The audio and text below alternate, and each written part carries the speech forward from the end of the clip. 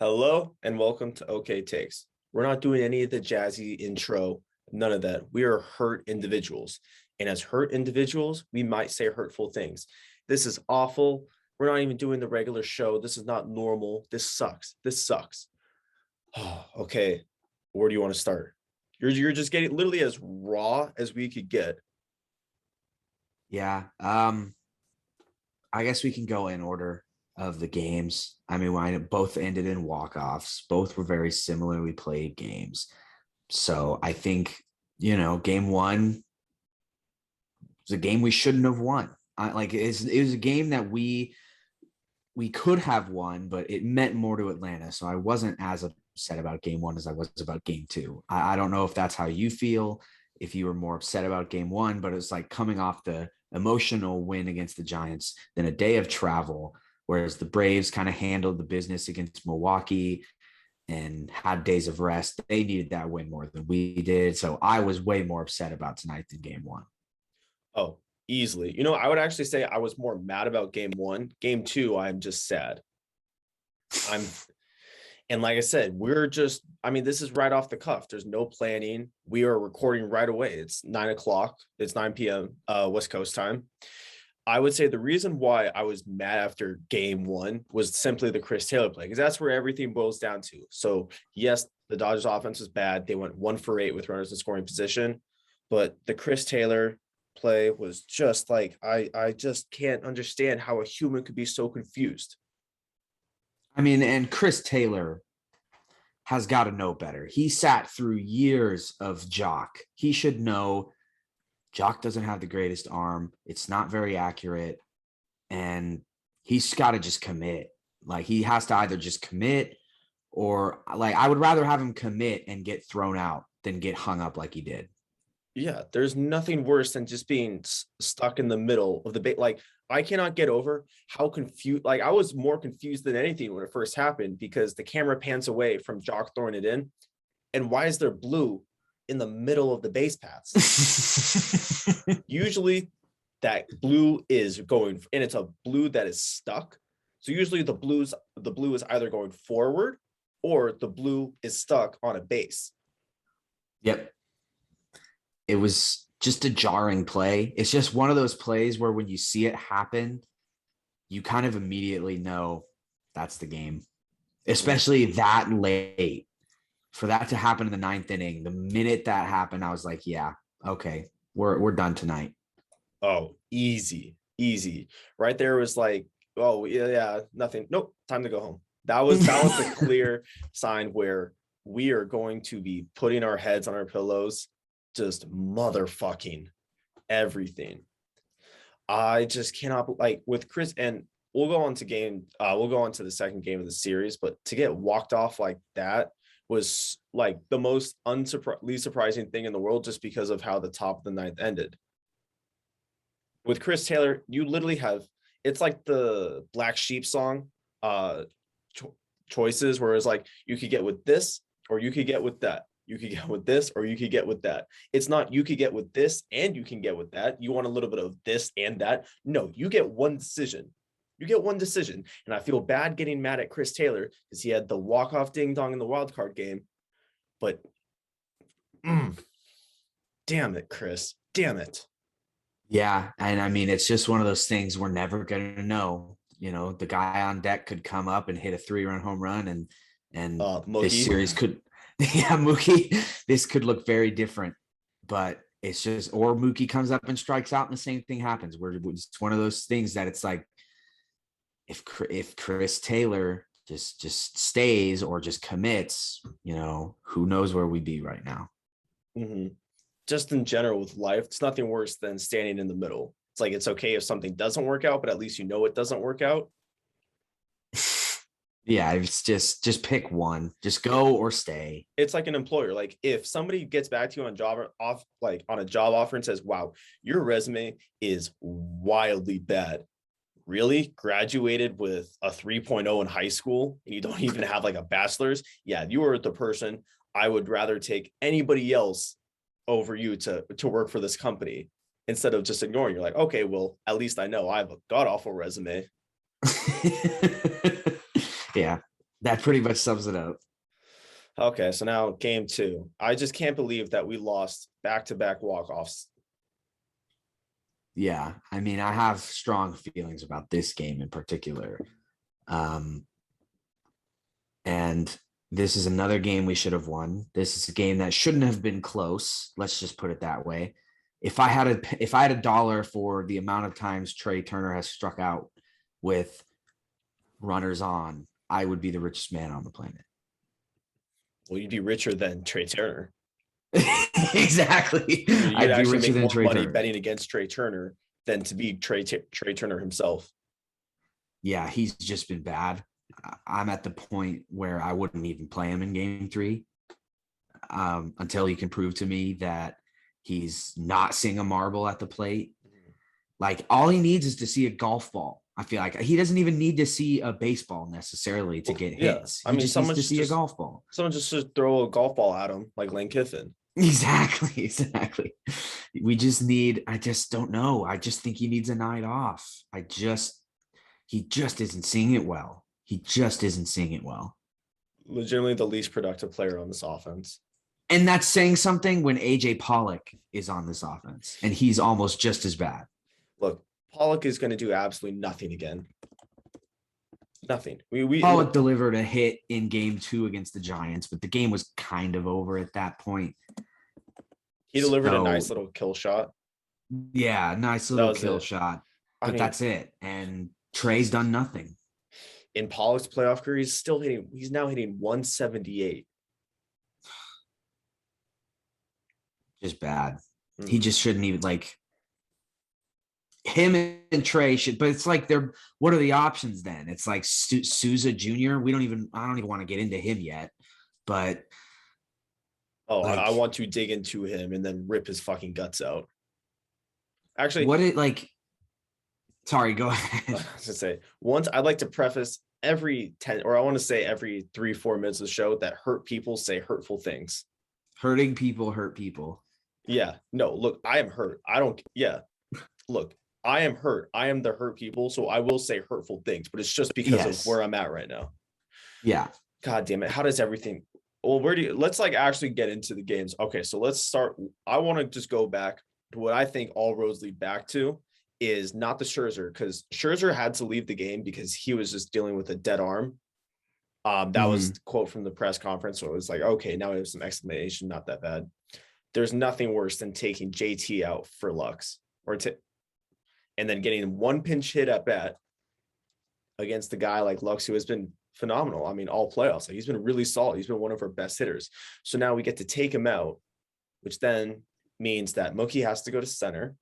And that means you have to put Kevin Souza in right. This is what it comes down to. This is it. Game's on the line. The Martians have the death beam pointing at us. And we got Steven fucking Souza in right field. Yeah, it's just any 3 throw to home plate from like shallow right field. And like Mookie Betts guns him out by a country mile. So it's like, it's just a case of Dave Roberts, his most poorly managed game since the NLDS game 5 and 2 years ago. Every move he made just didn't click. It just didn't work. It felt like the wrong move. Every single time. It had made no sense. And like going with the bullpen game, you're like, you know what, that actually does make sense because for example, for game 1, because look, we did have a lot of success with that through the regular season. Corey Knebel was able to do his due diligence, and in leading up to the 9th, because like, let's just call it 6 innings that you would normally get from a starter, we got from the bullpen. I believe he only gave up 2 runs during that span. So you give up 2 runs heading into the 9th. Okay, boo-hoo. That's not on the bullpen or the pitching staff at that. Then it's just on the offense for some of the guys that we already mentioned for not coming up clutch.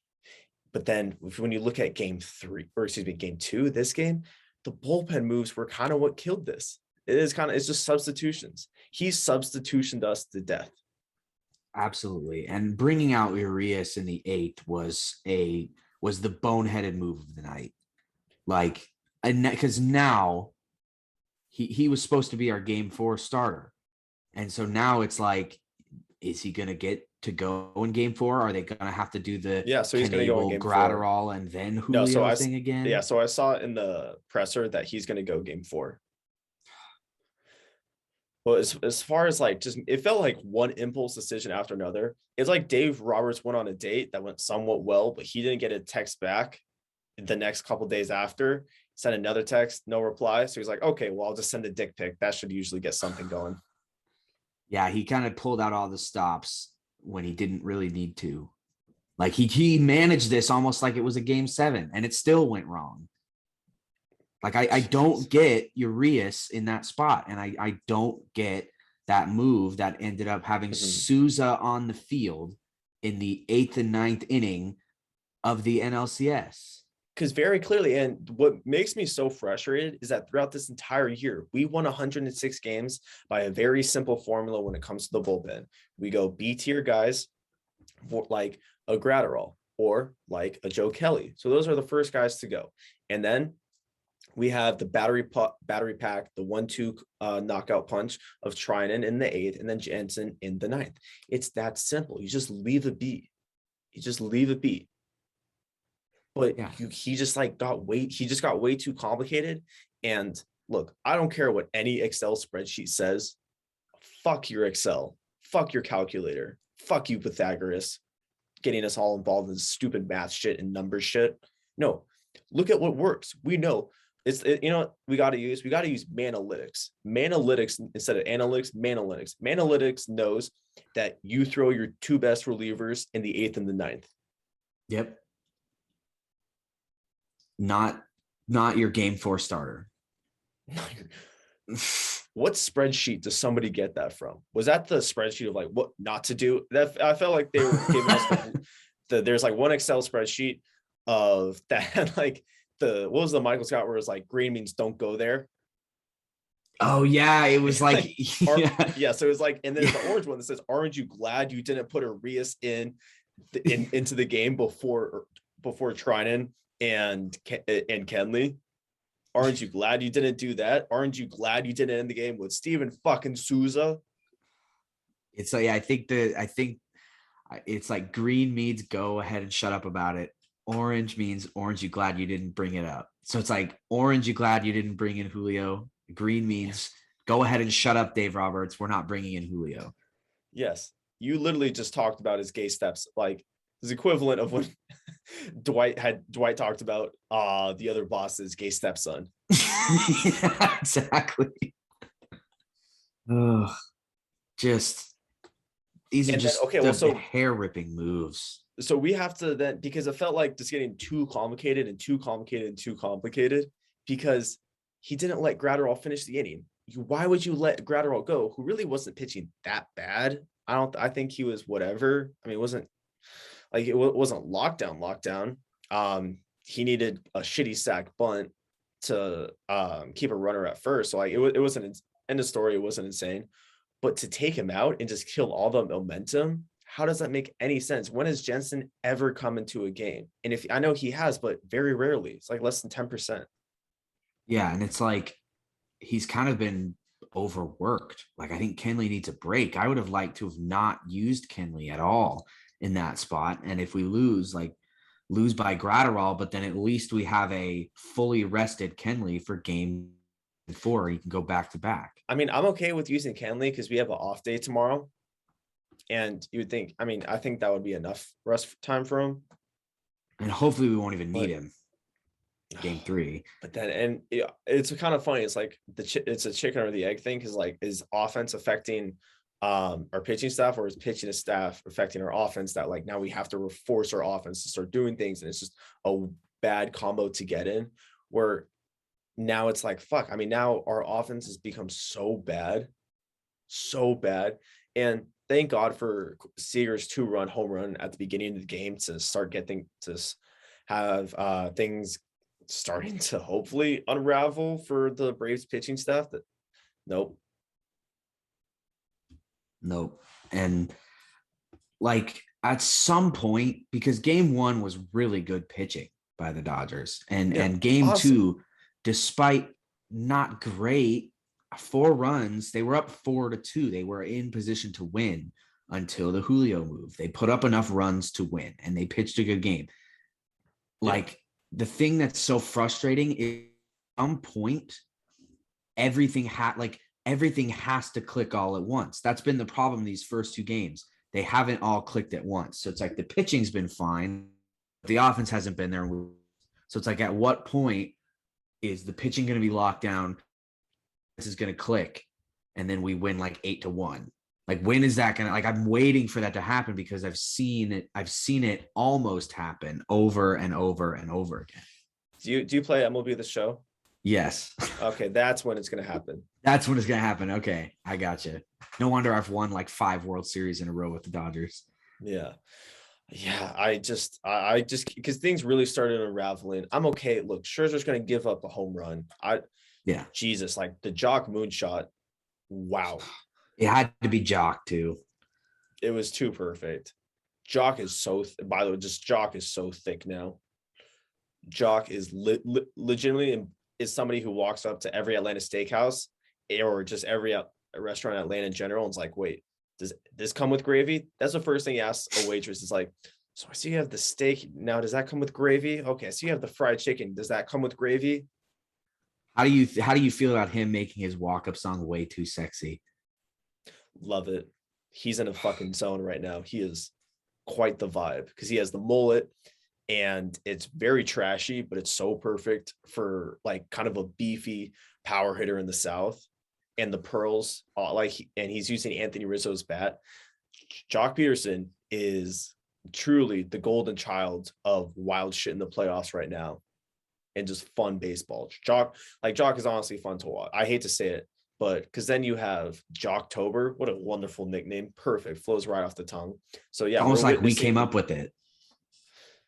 Still, I mean, but that's the thing is that you're like, oh, and now he's doing it for another team, and now he's kind of beating on. Or he's helping beat the team that a lot of fans hate because we're on top for so long. We've been on top of the world.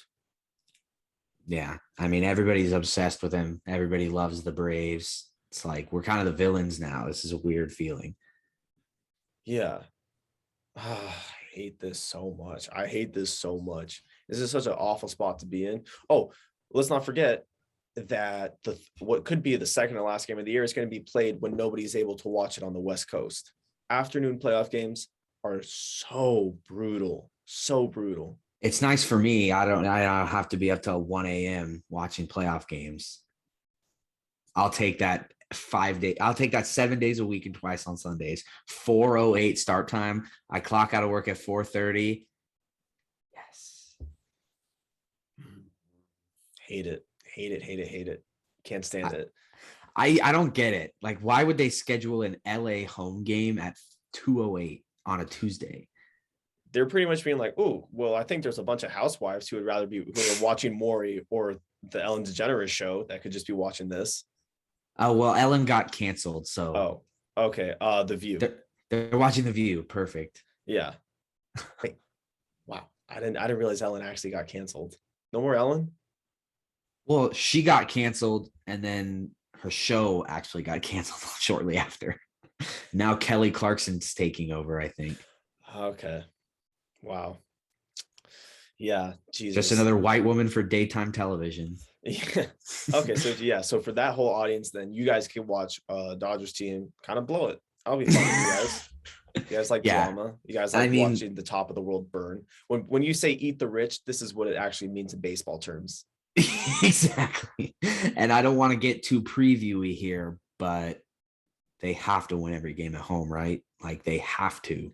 There's no way they can win 2 on the road, huh? It's so dumb. There's no way they can win 2 on the road. They have to win all 3 games at home. That's why I'm just jealous of like NFL playoffs. Of if your team just you could just lose on Sunday and then that's it. You don't have to drag it out. I know. It's just death by 1,000 paper cuts at this point. Like NFL playoffs, you take a bullet to the head. At MLB and NBA playoffs, you take 5 to the chest and bleed out. Yeah, absolutely. I hope we were coherent now that we're starting to wrap up. I'm pretty sure we touched on everything. Dave, wow, I really can't get over Dave. Dave. He was I love Dave. Like I am a big Dave Roberts fan, and I know he's a very controversial figure among Dodger fans. A lot of people are like, well, he's a good clubhouse guy, but does he really have the killer instinct? And I get that, but I do think he's a great manager. So it's just disappointing and upsetting to see him get back to games like this that we had seen in the past and that we didn't really see last year. And we won the World Series last year. It's just making things too complex. There's too many moving pieces. Dave is just out thinking him. He's literally giving himself CTE just from thinking so hard. Exactly. Self-induced CTE. Yes, that is actually a real thing that involves no physical trauma, like Yeah, no like head no banging physical trauma. No. No, none. He's not like Devin Williams who punched his hand celebrating. Dave Roberts doesn't just slam his head against his table. Mm-hmm. You would think so, but that actually does not happen. No. I think he's just a mad scientist who has like frizzy hair and has a bunch of beakers everywhere and is acting like he is coming up with a new form of like photosynthesis that will make plants live forever. And in reality, he's just peeing on a flower. Yeah, he just is the king of overthinking things at times. He is the dumbest mad scientist I've ever seen. Yep. He's like if Albert Einstein was dropped a couple times as a child. Yeah, he's like if Albert Einstein stole Freud's cocaine stash. He clicks at times, but mm-hmm. Others put the powder away. Wow, Dave. Oh my God. What are we gonna do? I don't know how this is gonna end. It's gonna end horribly. I know how. Look, I know a dead dog when I see one. Dead dog. Yeah. And speaking of dogs, like I always say, the hungry dog will always run faster. And I wonder who's the hungry dog. And I wonder who's the dog that's been nice and full, has a bunch of stains on his shirt, is using his napkin to tap or pat his side of the face because there's grease everywhere. Oh, just laying back, just patting his fucking belly, some man boobs, and just a big fat double chin. And who's the dog that wants to eat and is starving and will do anything for a bite? Yeah. And I mean, I know we went down 0-2 last year, 3-1 last year. I don't see it. I don't see a comeback again. I hate that I have to say I'm usually so optimistic, but the Braves are the dog that you just described. They're hungry. They're a fucking junkyard pit bull. They just have a different swagger to them this year, even without Acuna and even with Freddie Freeman being 0 for 8 or whatever the hell he is, 0 for 7. Like they just have a different, they're just different this year. It's the home field. Oh, I was so hoping we would win in 5 and we wouldn't have to hear that bullshit again. And now and I feel bad for referring them to the Braves. It's actually the Atlanta baseball team. You know, it's really despicable how we treat people who are indigenous to the country. A mascot, heard of culture appropriation? Look what happened to the Washington Redacted. They're now the Washington football team. Yeah. Grow up. Cleveland Guardians. Really? Are you going to show up or like, it's just really blatantly offensive. And I think it's time we put a stop to it, but that's just me. I'm sorry that I like to fight for rights and I like to be a part of the group of people who are progressive towards creating a society that is equal and has the most perfect welfare imaginable. Make your move, Atlanta. It's on you. Do better. Jesus. Oh, all right. Is this where we ended? Do you have anything left to go? Like I pretty much am gonna cry myself to sleep once I'm done editing. I have nothing left to give. Yeah. Look, this is what you guys are gonna get. You're gonna get. There's nothing scripted. This is like I said before, as raw as it gets. We are hurt people. We are mad. We are just as disappointed as you are, if not more. And I just don't know what to do. Look, I'm not even gonna give you the typical intro. Oh, thank you for listening. I don't even know I don't know who's listening, but we probably made your day worse because we're talking about the Dodgers more. Yeah, people were probably like, I'm so sick of the Dodgers. And then it's like, oh, well, we just heard more Dodgers. I'm getting out of Mhm. this. Oh, and then we heard like not even about the Dodgers, but idiot. Like actually, one half of the podcast was a complete idiot talking about the Dodgers. We need more stupidity in our lives. All right, Just vibes are probably as worse, just as bad as they've ever been. that's the episode.